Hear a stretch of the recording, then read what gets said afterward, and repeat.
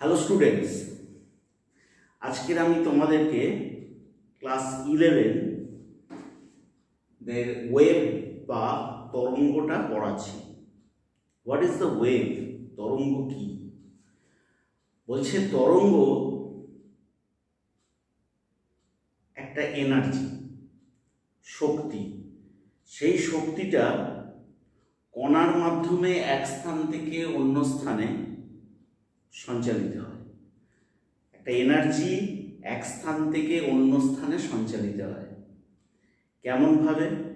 না, স্থিতিস্থাপক মাধ্যমের অন্তর্গত কণাগুলোর নিরন্তর আন্দোলন। সবাই একসঙ্গে নয়, প্রথম কণা আন্দোলিত হলো, তার কিছুক্ষণ পর দ্বিতীয় কণা আন্দোলিত হলো, তার কিছুক্ষণ পর তৃতীয় কণা আন্দোলিত হলো। তাহলে এই আন্দোলনের যে এনার্জি, মানে প্রথম কণাটা যখন ওপরে উঠবে তখন তার মধ্যে কি থাকবে? স্থিতিশক্তি সঞ্চিত হবে। আবার সে যখন নিচে আসবে গতিশক্তিতে কনভার্ট হবে। তাহলে এই যে শক্তির চেঞ্জ হচ্ছে, এই যে চেঞ্জটা স্থিতিস্থাপক মাধ্যমের মধ্যে দিয়ে একটা দশান্তরে এগিয়ে যায়, সেটাই হলো ওয়েভ। তাহলে আমরা ওয়েভ সম্পর্কে কি বলতে পারি? সংক্ষেপে বলছি, ওয়েভ হলো স্থিতিস্থাপক মাধ্যমের অন্তর্গত কণাগুলির নিরন্তর আন্দোলনের প্রভাবে শক্তি এক স্থান থেকে অন্য স্থানে অগ্রসর হলেই তরঙ্গের উদ্ভব হয়। তাহলে এটাই হলো বেসিক ব্যাপার। তো তরঙ্গ বা ওয়েভ মূলত কয় প্রকার? তরঙ্গ বা ওয়েভ মূলত দুই প্রকার। কি কি? খুব ইম্পর্টেন্ট হলো ব্যাপার, তির্যক তরঙ্গ। তির্যক তরঙ্গ একে বলা হচ্ছে ট্রান্সভার্স ওয়েভ। Transverse wave. 2 নম্বর কি বলছে? অনুদৈর্ঘ্য তরঙ্গ। অনুদৈর্ঘ্য তরঙ্গ। অনুদৈর্ঘ্য তরঙ্গ। অনুদৈর্ঘ্য তরঙ্গকে কি বলা হয়? লংগিটুডিনাল।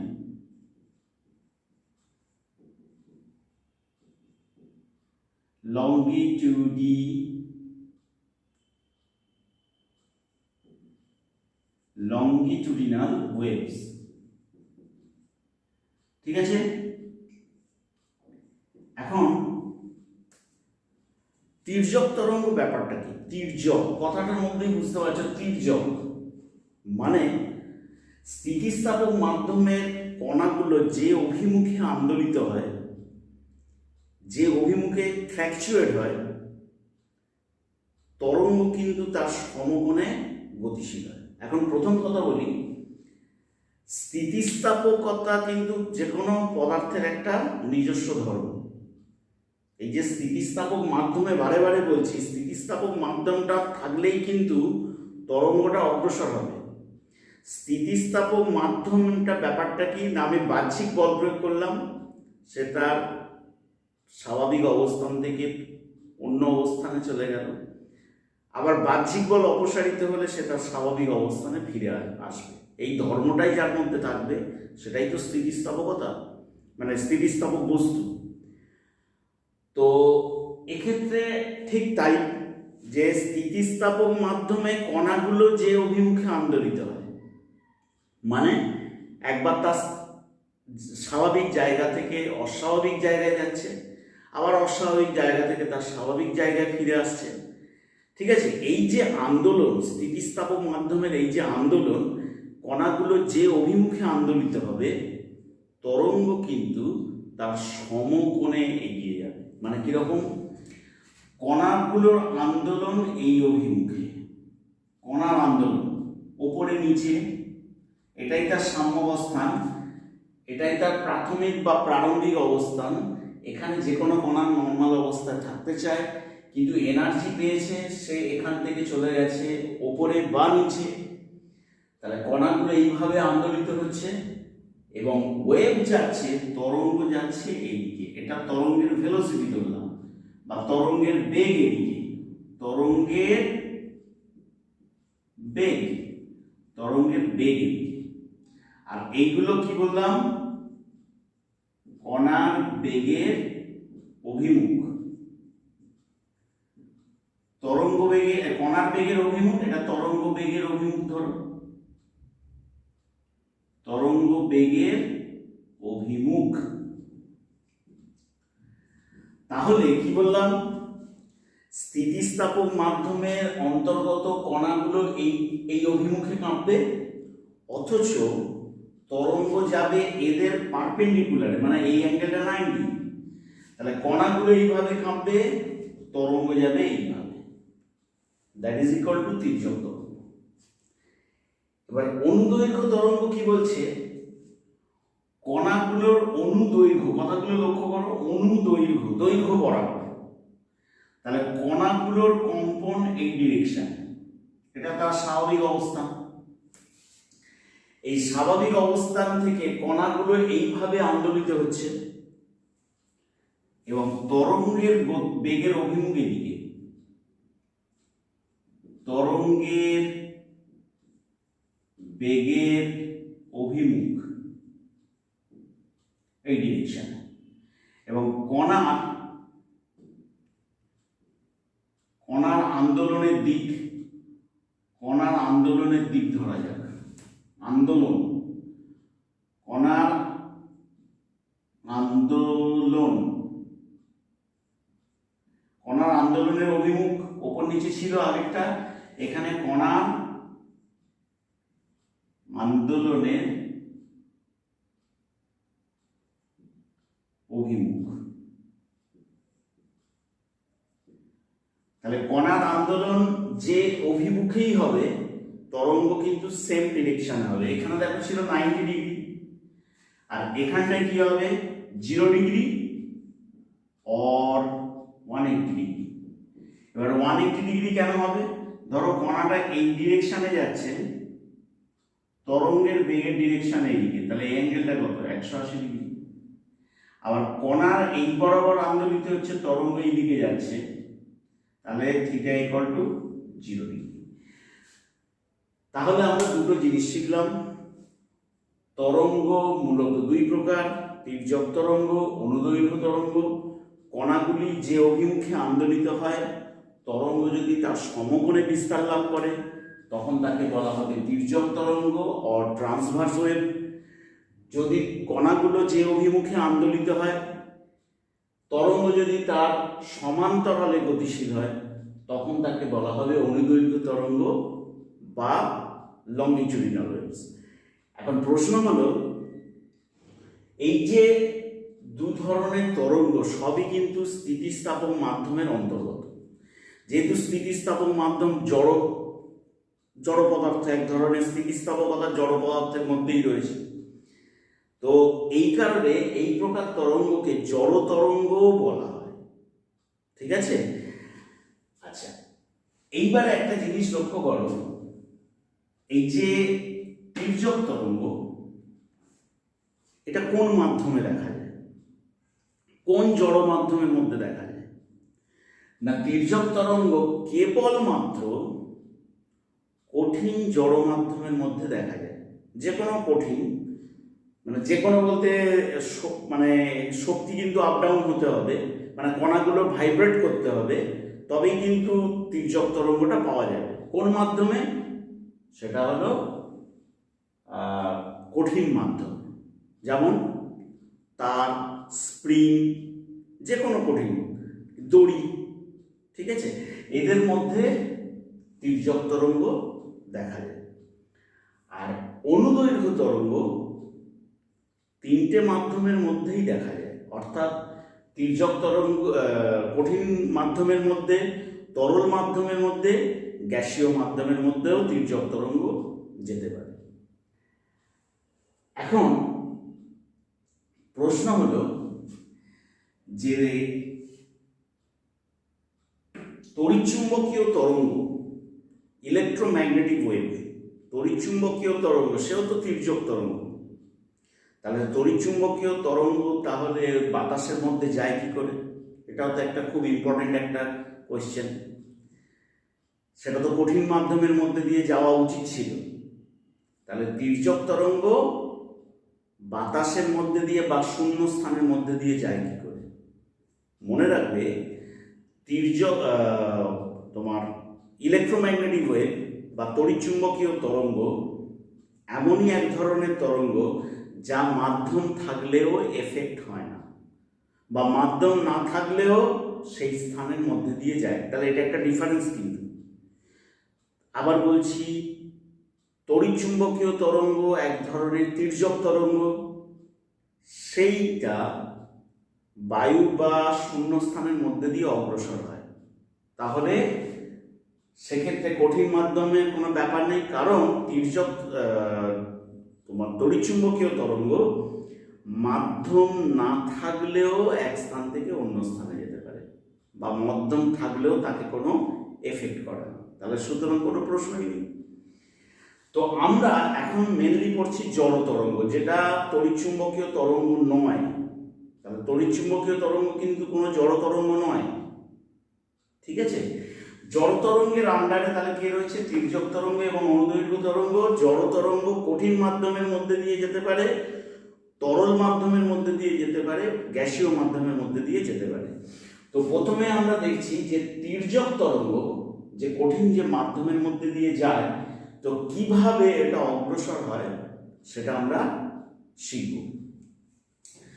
লক্ষ্য করো স্থিতিস্থাপক মাধ্যমে, মনে করে নাও এই হলো কোনো স্থিতিস্থাপক মাধ্যম রয়েছে, মনে করে নাও এটা কোনো তার, ঠিক আছে? এতগুলো আঁকছি কেন না, কিভাবে তরঙ্গটা সৃষ্টি হয় সেটা বোঝাবার জন্য। ওকে, দেখেন এখানে লক্ষ্য করো, এটা মনে করে নাও কোনো একটা তার। ওকে, এই তারের মধ্যবর্তী মনে করে নাও 5টা সমদূরবর্তী কণা রয়েছে। এটা এ পার্টিকেল, এটা সি পার্টিকেল, এটা ই পার্টিকেল, এদের মাঝখানে আরেকটা রয়েছে বি পার্টিকেল, এটা ডি পার্টিকেল। তাহলে স্থিতিস্থাপক মাধ্যমের মধ্যে সবাই সাম্যাবস্থায় রয়েছে, অর্থাৎ কেউ কোনো এনার্জি পায়নি। ওকে, তাহলে যখন টাইম 0, প্রত্যেকে কিন্তু সাম্যাবস্থায়। এইবারে মনে করো কোনো কারণে আমি তারটাকে ধরে আপ ডাউন করে দিলাম, বা এই তারের উপরে একটা এনার্জি দিয়ে দিলাম, ঠিক আছে? এই তার ছিল, এখান থেকে একটা টোকা দিয়ে দিলাম, তাহলে এই তারটা এখানকার এই কণাটা ভাইব্রেট হবে।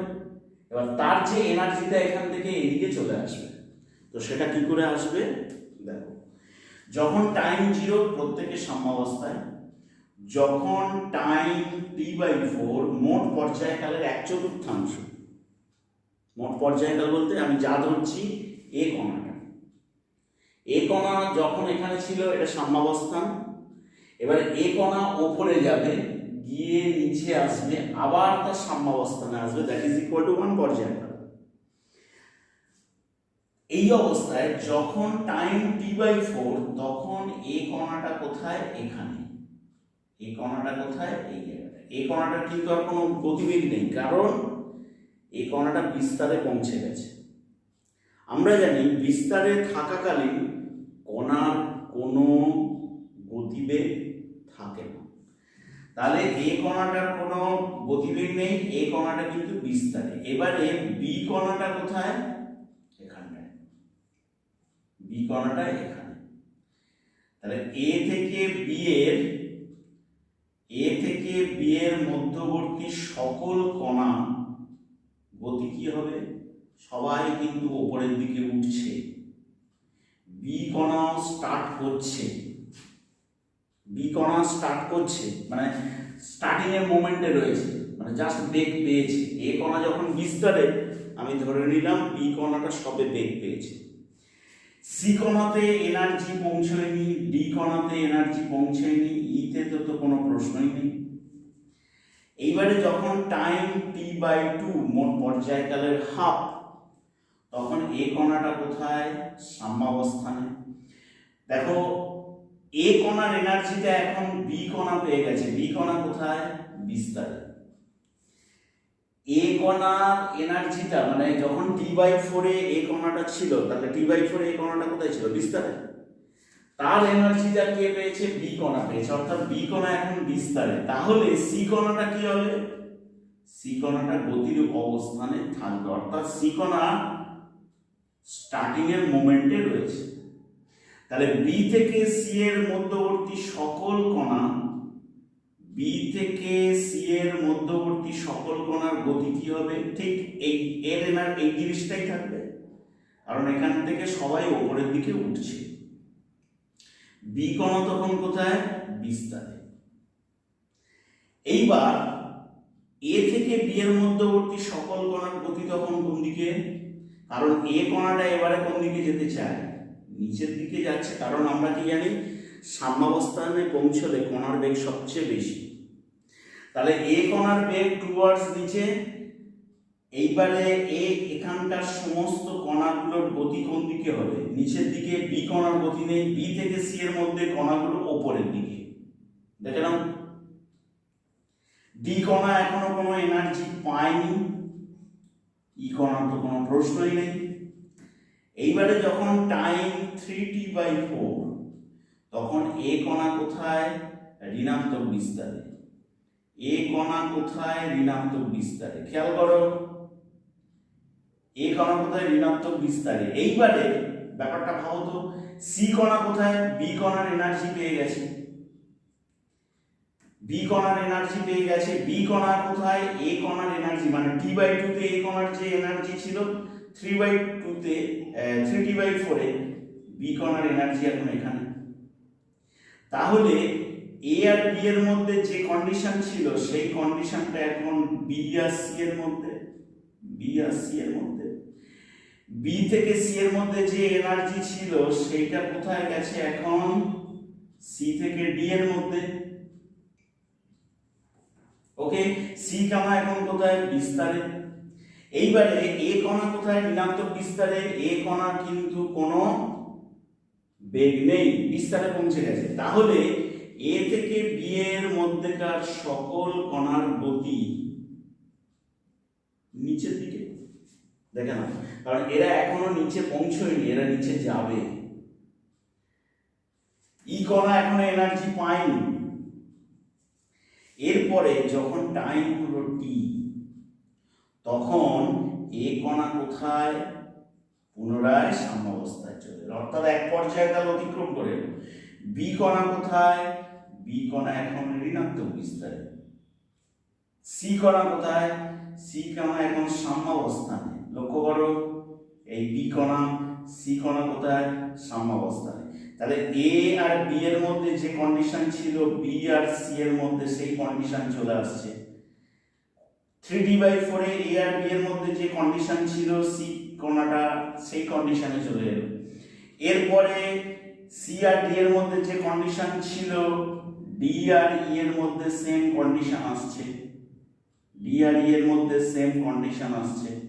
এইবারে বি আর সি এর মধ্যে, সি আর ডি এর মধ্যে যে কন্ডিশন সরি বি এবং সি এর মধ্যে যে কন্ডিশন ছিল সেই কন্ডিশনটা এখন সি আর ডি এর মধ্যে। দেখে নাও, এই কন্ডিশনটা এনার্জিটা এখন সি আর ডি এর মধ্যে। তাহলে এটা ই, এটা এ। এবার এর থেকে বি এর মধ্যবর্তী সকল কণার গতি উপরের দিকে, এর কণার গতিও উপরের দিকে। এইবারে লক্ষ্য করো, এটা একটা পূর্ণ ওয়েভ হয়ে গেল, একটা পূর্ণ তরঙ্গ, যার একদিকে ঋণাত্মক ঢেউ মানে এক অর্ধ ঋণাত্মক অংশে আর এক অংশটা ধনাত্মক অংশে। ফের বলছি, এখান থেকে যে অ্যারোগুলো দিয়েছি এগুলো কিন্তু সবই এক একটা করে পার্টিকেল ধরা হয়েছে, অর্থাৎ পার্টিকেলগুলো ভাইব্রেট হচ্ছে। সেই ভাইব্রেটের এনার্জি কিন্তু অটোমেটিক্যালি দেখো একটা ঢেউয়ের আকারে বেরিয়ে যাচ্ছে, that is equal to wave. তাহলে এই যদি হয়ে থাকে, লক্ষ্য করো একটা জিনিস, এ থেকে ই এর মধ্যে সকল কণার গতির প্রকৃতি আলাদা। সকল কণা, এ থেকে ই এর মধ্যেকার সকল কণার গতি প্রকৃতি আলাদা, কারোর গতি কারোর সঙ্গে মিল নেই। লক্ষ্য করো। এবার তোমরা তো বলবে যে স্যার এ তো নিচের দিকে আসছে, এও তো নিচের দিকে আছে। দেখো আমি এটাকে দ্বিতীয় কণা ধরেছি, তাহলে এও তো নিচের দিকে, তাহলে আপনি বলছেন কেন মিল নেই? লক্ষ্য করো এ কোথায়, এ রয়েছে পজিটিভ অংশে, এ কোন দিকে রয়েছে নেগেটিভ অংশে, মিল নেই। ঠিক আছে, তাহলে কারোর সঙ্গে কারোর গতি মিল নেই, অর্থাৎ প্রত্যেকের দশার পার্থক্য রয়েছে, দশার পার্থক্য রয়েছে। এই কন্ডিশনে একমাত্র এই গোটা ওয়েভের মধ্যে সমদশা সম্পন্ন কণা হলো এ এবং ই। তাহলে সমদশা সম্পন্ন কণা একমাত্র এ এবং ই। কেন ভেবে দেখো, এ ওপরে উঠবে, ইও এইবারে ওপরে উঠবে। একটা জিনিস আরেকটা লক্ষ্য করো, এ কণা কিন্তু এক পর্যায়ে অতিক্রম করে এসছে, বাট ই কণা সবে স্টার্ট হচ্ছে।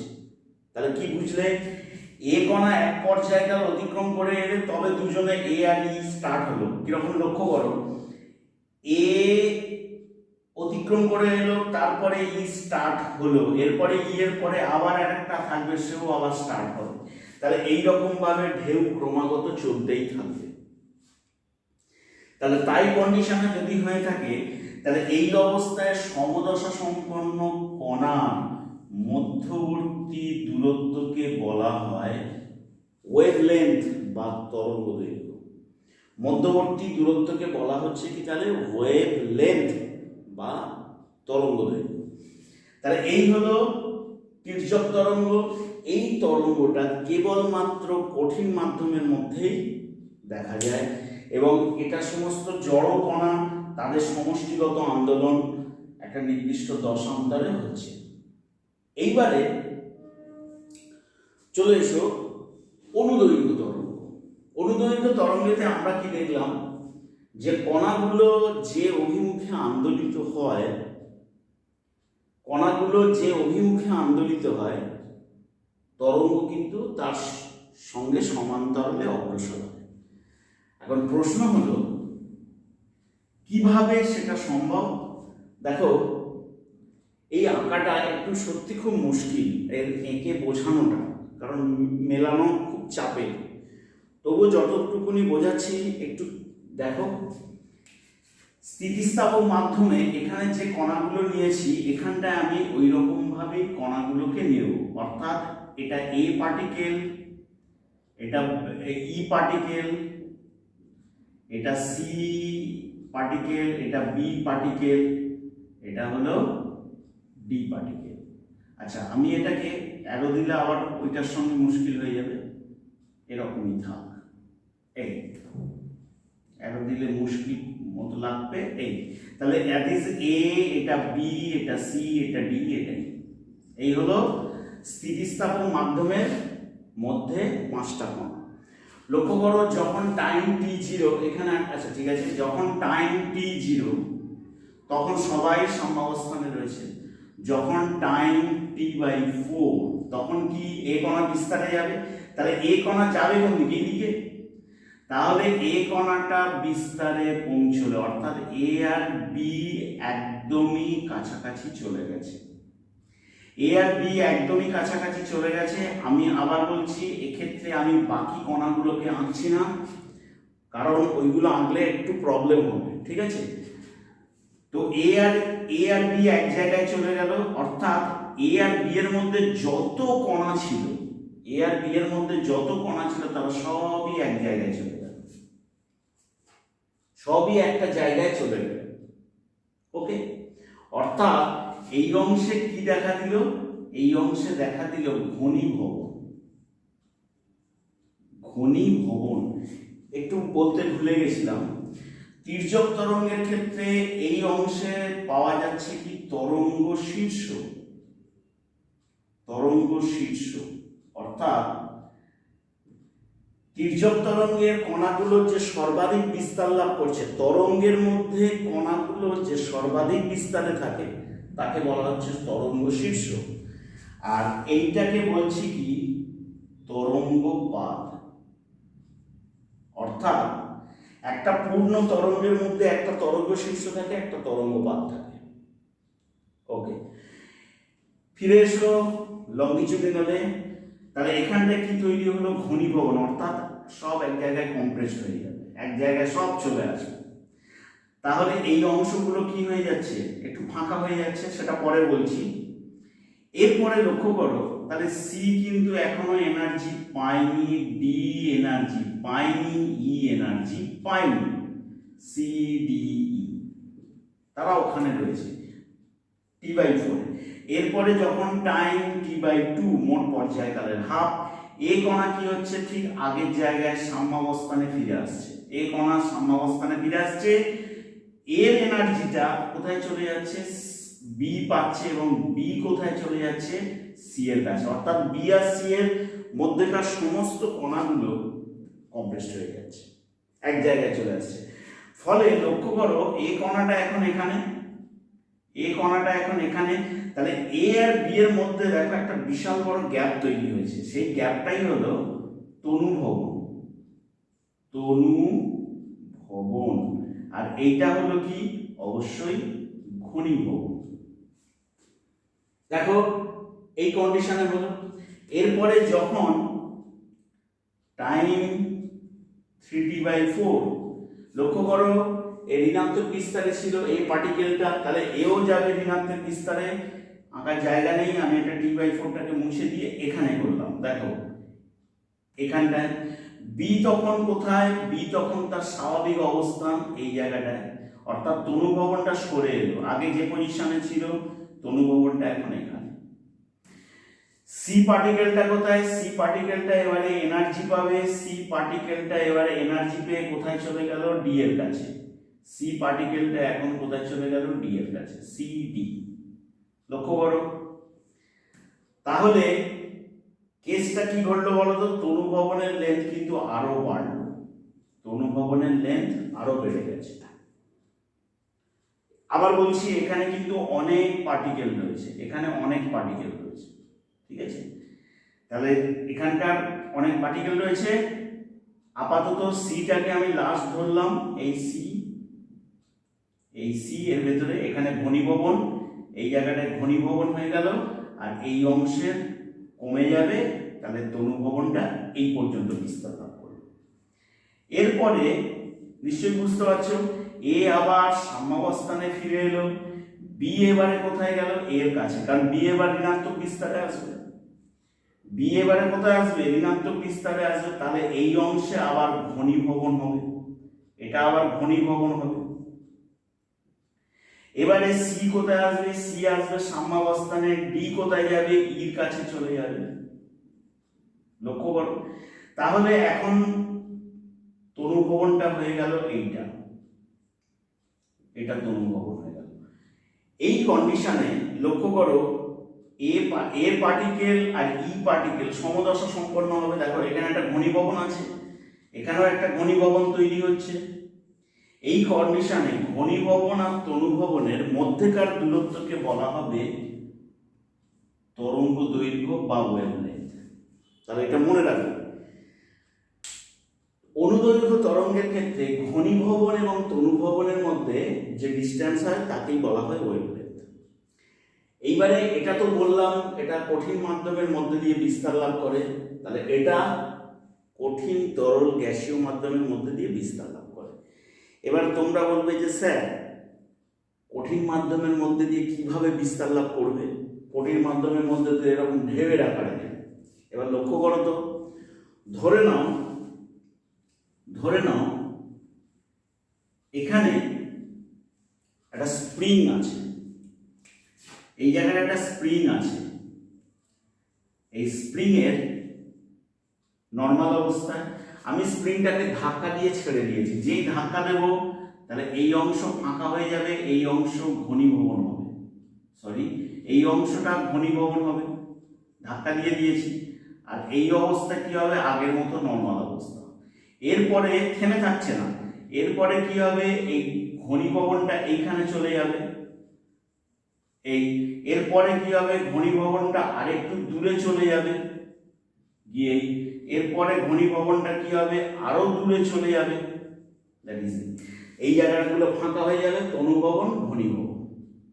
তাহলে স্প্রিং এর মধ্যে দিয়ে তোমরা তরঙ্গকে এক স্থান থেকে অন্য স্থানে যেতে দেখবে।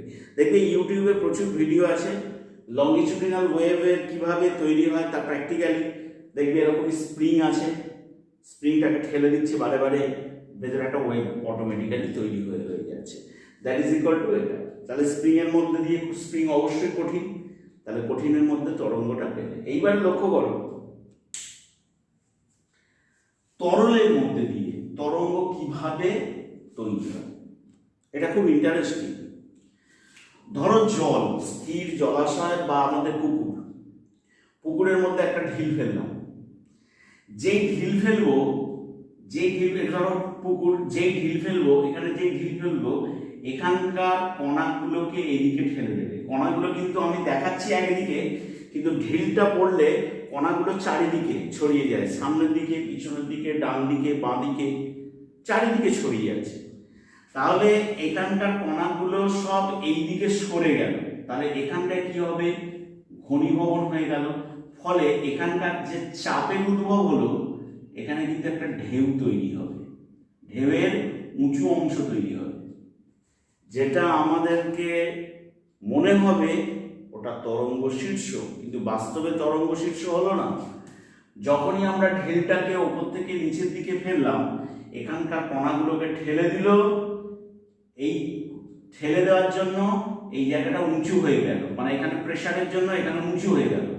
ওপর থেকে আমরা যদি দেখি, এবং আমরা কিন্তু দেখি এটা, যে জলের মধ্যে যখন ঢেউ, মানে জলের মধ্যে ঢিল ফেললে একটা ঢেউ তৈরি হয়, ঢেউ উঁচু হচ্ছে, নিচু হচ্ছে, উঁচু হচ্ছে, নিচু হচ্ছে, চারিদিকে ছড়িয়ে গেল, পুকুরের পাড় পর্যন্ত চলে গেল।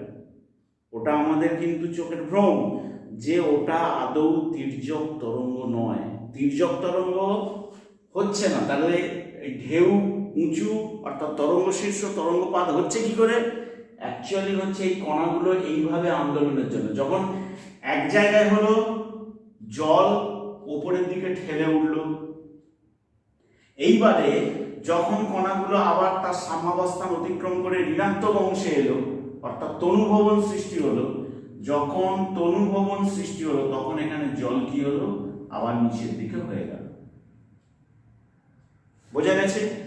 তাহলে এইভাবে আমরা ওপর থেকে দেখছি যেন ঢেউ ওপর নিচে হয়ে যাচ্ছে, যেন তির্যক তরঙ্গ, কিন্তু বাস্তবে তির্যক তরঙ্গ নয়। ভেতরের কণাগুলো এইভাবে যাতায়াত করছে, জলের যেহেতু সংলগ্নতা আছে, তাই জন্য এ উঁচু হবে, নিচু হবে, উঁচু হবে, নিচু হবে। তাহলে তরলের মধ্যে দিয়ে অনুদৈর্ঘ্য তরঙ্গ এইভাবে সৃষ্টি হয়। এইবারে চলে এসো গ্যাসীয় মাধ্যম।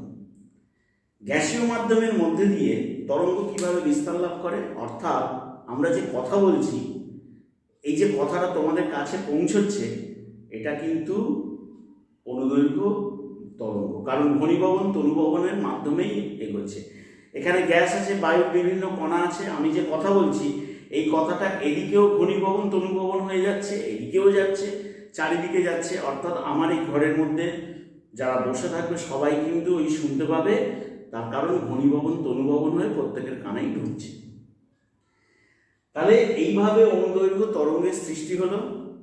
তাহলে আজকের আমরা জাস্ট এইটুকুনি পড়লাম যে তরঙ্গ কিভাবে সৃষ্টি হয়, তরঙ্গ কয় প্রকার, কোন কোন তরঙ্গ কোন মাধ্যমের মধ্যে দিয়ে যায়। তো আজকের এই পর্যন্ত, ওকে, বাই।